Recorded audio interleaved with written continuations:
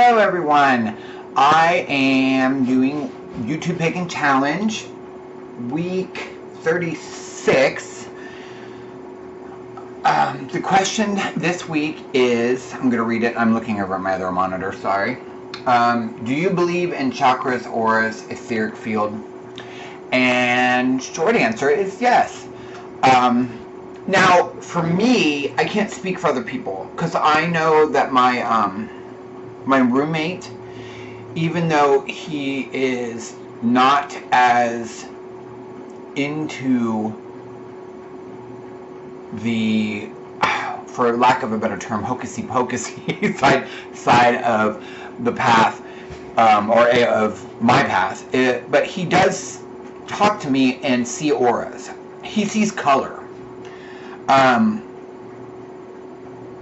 don't understand how, because I don't see it that way. I don't interpret stuff that way. I can see how someone could see color, but to me, it's just a really intense feeling I get.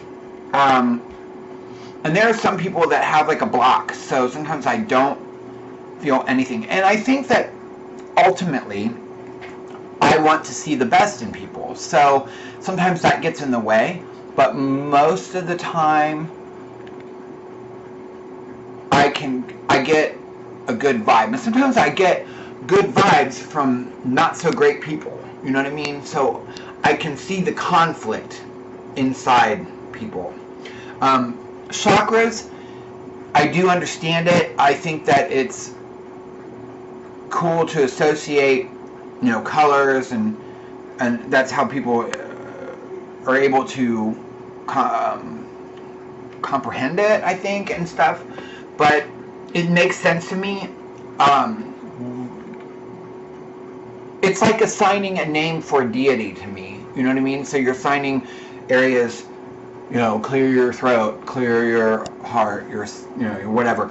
I understand. To me, it's like it helps people to relate if you assign a color and attributes and a zone and what have you. But I do believe in all those energies.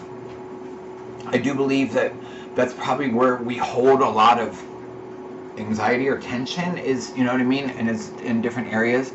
And when someone is having a difficult time or even a great time, it could be that, they've unblocked an area or one is blocked, depending on what the effect is. So I do believe in all that. I'm saying all that not like in a bad way, like all that stuff, but each individual thing, the chakras, aura fields, I believe that people read them different ways. Like I said, my roommate sees color around people, like, and sometimes he says when he has a difficult time getting a read, it comes through like static. And when I was like, what do you mean static? He kind of in his head, I don't know if he gets a flash or if it's like around the person. I haven't really drove in depth with him, but I know when I say static, he says like snow on a TV when there's no channel. I'm losing sorry about that. So, that's how he sees it. I don't know if it's sees it here or sees it, you know what I mean? I guess I could ask him more, but I try not to talk too witchy around his other half. Because he's a typical, I'm not even going to get that there. But for me, I feel it. And I think sometimes, on top of feeling it, growing up, I came from suburbia.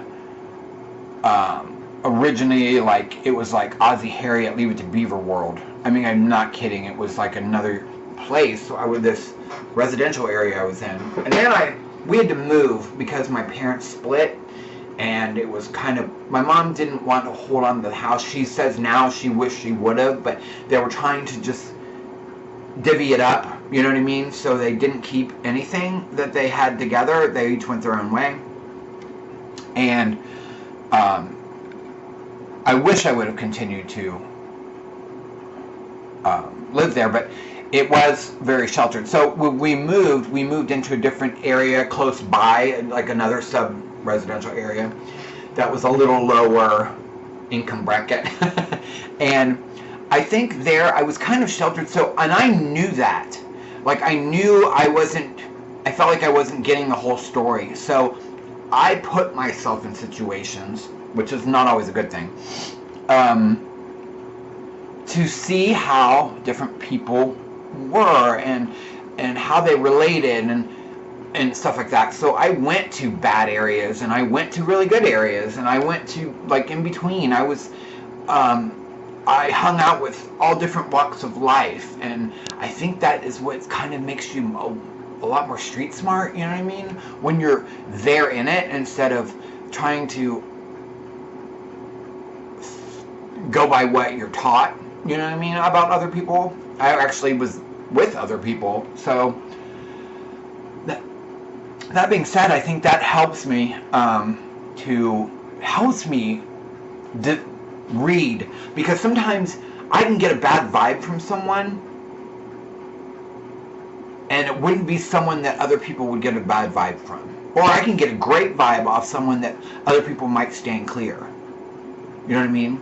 And you have to get past the cultural, or where they are, kind of mumbo jumbo that's clouding that, because just because you don't relate to them, you know what I mean, it doesn't mean that they're bad people, or it doesn't mean that they're good people, you know, because they dress well and have money and what have you. You know what I mean? That's kind of how we think of it, I guess.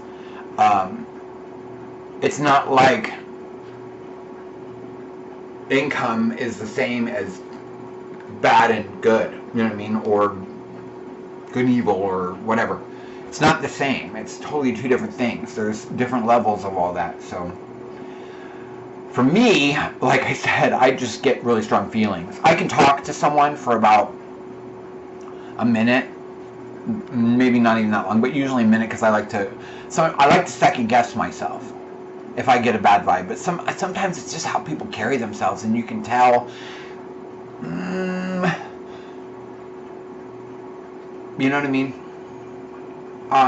Let me know if you guys have any questions or comments in the section below, and let me know what you think. I do believe in all of that.